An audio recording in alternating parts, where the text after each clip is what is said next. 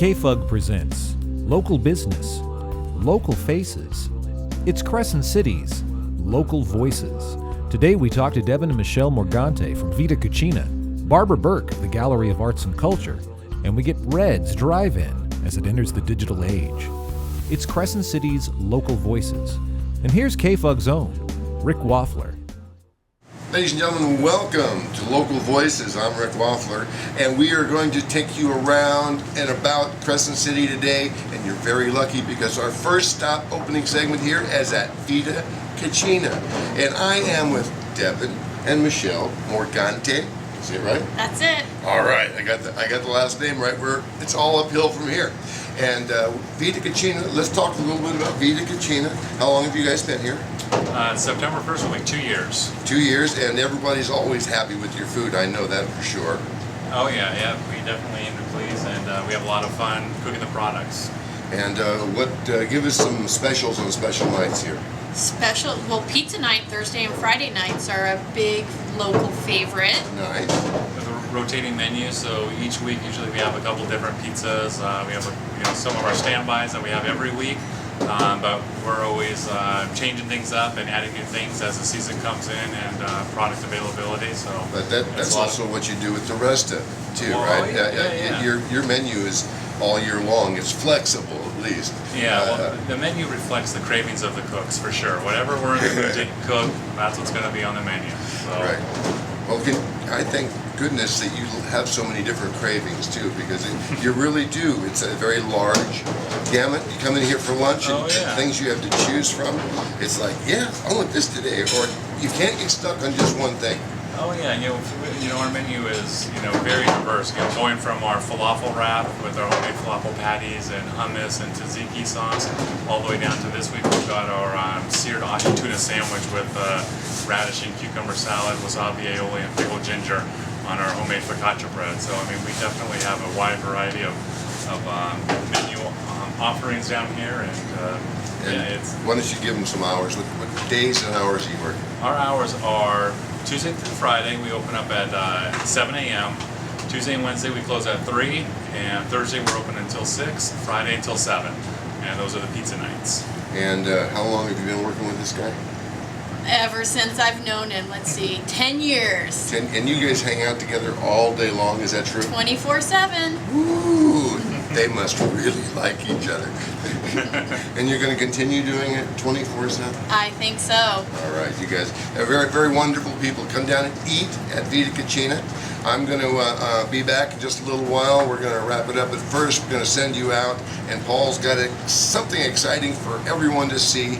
Do not go away. Hey, you looking for a good time on Saturday? Well, all summer long, you can find the good stuff at the Farmers Market at the Del Norte County Fairgrounds. From 9 to 1 every Saturday, the Farmers Market offers the best local goods, produce, and crafts to be found anywhere on the North Coast. From fresh, organic produce and meat, to freshly prepared pastries, tamales, empanadas, salsa, fresh baked bread, you name it, as well as the best crafts offered by local artisans, Native American art, local music, and food that's not only good, it's good for you. Meet your friends, stroll with the family, listen to the music, and see the best local food and fun the North Coast has. It's the Farmers Market, and it happens every Saturday from 9 to 1 at the Del Norte County Fairgrounds. We recently sat down with Barbara Burke, owner and curator of the Gallery of Arts and Culture, and talked about the gallery, the artists, and art in general. The Gallery of Arts and Culture will be the focus of the next Local Voices, so here's just a peek.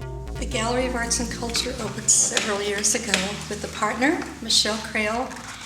We had visions of having a wonderful fine arts gallery in Northern California, and we worked toward that, and we think we have it. Michelle has also Six Rivers Graphic Design, and her work became so busy for her that she's quit our partnership to work full-time with her graphic design business. So I'm having it now, and I'm having so much fun. I'm meeting lots of people in the community, and we have travelers from all over the world who enjoy the local and regional and international artists' work and purchase and take it home. So we hope expand to share the joys and wonderful resources here in our community, the beaches, the lighthouses, all the expressions of art that people find in our area. We'll take an in-depth look at the Gallery of Arts and Culture, as well as, well, most of the artists who are displaying in there currently, in the next Local Voices. Keep an eye on KFUG.TV. Join the good folks at Camp Klamath this Labor Day weekend for the Bigfoot Deck Party, Saturday, August 31st. In the summer with an evening of fresh food, good friends, fireworks, and terrific live music from Crescent City's Three for the Road. I'm gonna get me some alligator shoes. The festivities start at 7 p.m. Saturday, August 31st. In the summer right, on the quiet side of the river, with Three for the Road and your friends at Camp Klamath. Before bringing their impressive culinary skills to Crescent City, Devin and Michelle Morgante of Vita Cucina spent a year and a half providing sustenance for a scientific outpost in Antarctica. That's right. Devin and Michelle took a seat in the front of their eatery one afternoon after closing and told us about their experience at the bottom of the world. The photos and video were created and provided by Anthony Powell.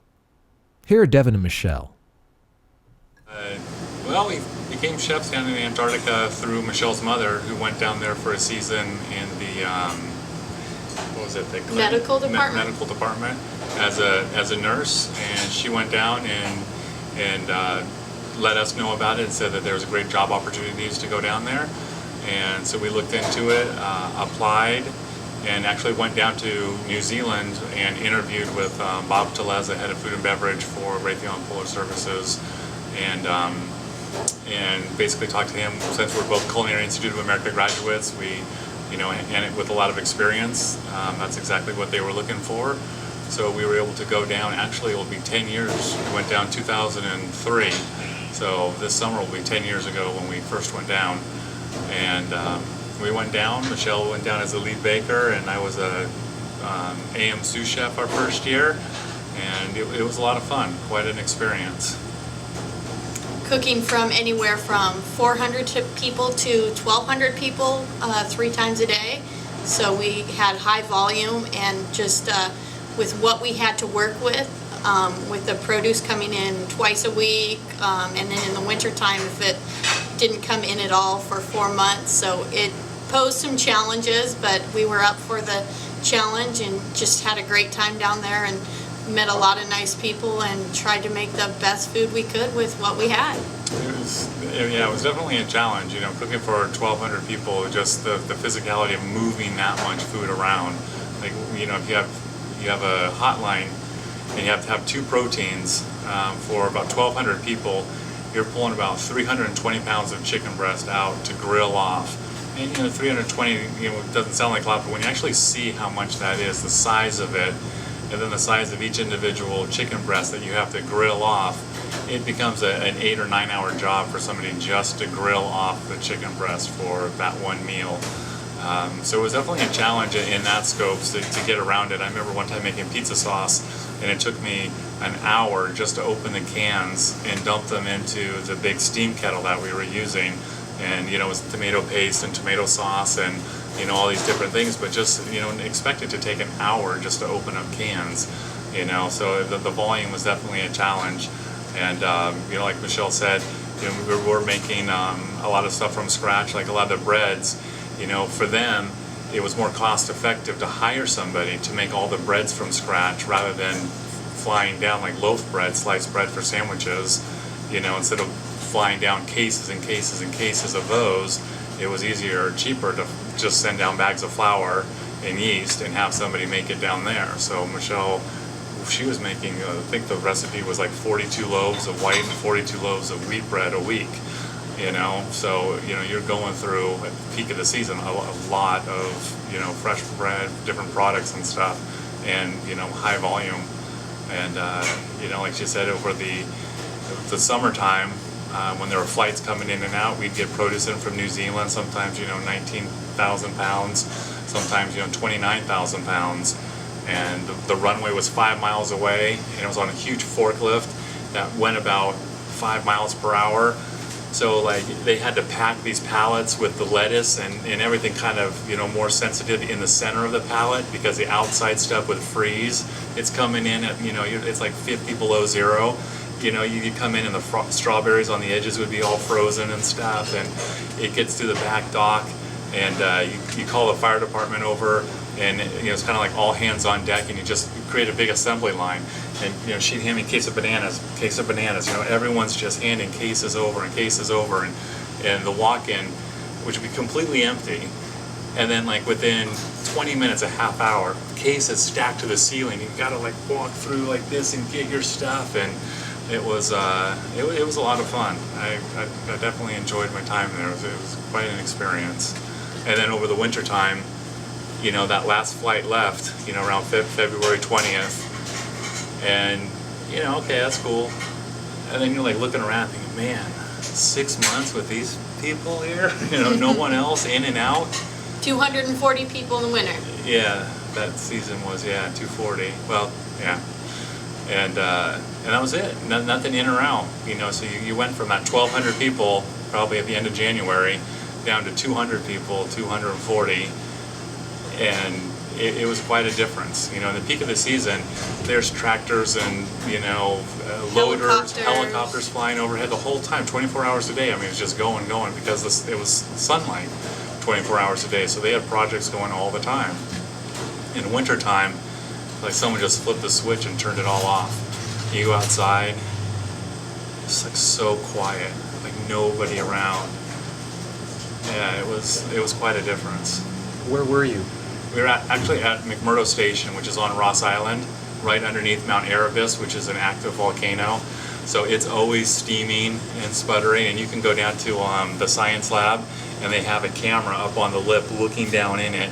And if you stay there long enough, you'll see a pretty big eruption where, like, the big old bubble of lava and stuff. And a couple times they had different clips and stuff that they showed us, but the lava actually hit the camera or would like knock the camera and stuff. So yeah, it's definitely a big pool of, molten, lava in the top of this volcano.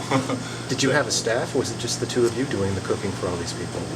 We had a staff. I was a PM sous chef, so I had 4 people below me. But we were scheduled or contracted to work 6 days a week, 10 hours a day. So with those 5 people total with me, each of those people need to have a day off. So then you're only working with 3 people, and me, and it's it's a lot of production. Just a lot of work to do. And Michelle, you had a couple bakers and stuff working with you. Yeah, like on cookie day, we'd make like 3,000 cookies, 3 different yeah. varieties, and they would be gone at lunchtime within an hour. Oh yeah. So. For nearly 20 years, the Mail Room and Copy Center has been your convenient one-stop source for shipping and business services. Whether you're shipping across the state or around the world, the Mail Room and Copy Center can help your items arrive safe and sound with custom packaging and crating for UPS, FedEx, Freight, and the U.S. Postal Service. And their private mailbox rentals offer safe, secure, and reliable delivery of your mail and packages. The Mail Room and Copy Center also offers convenient business services from business card printing to computer rental. Their on-site notaries will even come to you. Family owned and operated, the Mail Room and Copy Center. Convenience is their service. For the last 60 years, there's been a drive-in theater on Elk Valley Crossroad just north of Crescent City. And since the early 80s, that theater has been Red's Drive-In, owned and operated by the Thomas family. And while the Thomases have weathered all kinds of business challenges, they're asking today for the help of fans and patrons to save Red's Drive-In. To join the digital future, Red's needs to upgrade to a digital projection system. No easy venture, since these systems can cost up to $80,000. So Red's has joined the Project Drive-In contest sponsored by the Honda Corporation. All you have to do is go online to projectdrivein.com once a day till September 9th and vote to save Red's. The top 5 drive-ins will receive a new digital projector and a place in the digital future. So hey everybody, let's get together and save Red's. All right, we've been all over and around Crescent City now. We're come back to Vita Cucina with Devin and Michelle, and the two great chefs. And before we go, I want to know a few things, like what type of meats do you have, and where do you get them from, and what do you do with them? Well, as you know, both Michelle and I are Culinary Institute of America graduates. Right. So when we went to school, we learned a wide range of cooking skills, and one of them was charcuterie, the art of like curing and smoking meats and stuff. So Charcuterie? Charcuterie. So I don't have to spell that one. Yeah, so here at Vita Cucina, we cure and smoke all of our own meats. So for our pastrami, I get in a whole certified Angus beef brisket, trim it out, put it in a brine for 3 days, then take it out, dry it off, let it sprinkle on our pastrami rub, which is cracked coriander, black pepper, white pepper, and salt. And then I smoke it until an internal temperature of 155.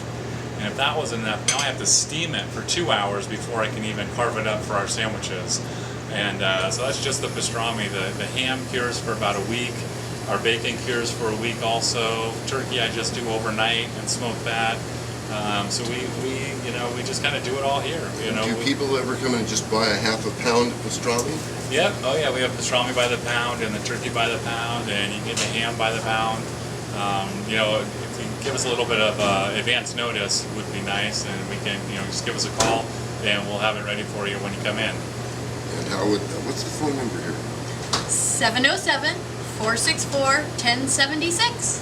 Paul's probably put that right down here below. It's floating below us on our knees or something like that. So call Vita Cucina. It's all made right here. If you've never been in here, you're in for the delight of your life. In Crescent City, it's the only place like it. I think you guys have really got all by yourself. Right here by the S-curve. Yeah. Front Street, 101. Easy to find. Easy to find, hard to forget. Hard to forget, and great flavor. So, you guys, thank you for letting me pop in here. Sure, anytime. We'll be back. They can't seem to get rid of us, and so we'll see you guys all very soon. And you guys don't go away. We'll have another episode of Local Voices in not too long. See you later. Bye bye.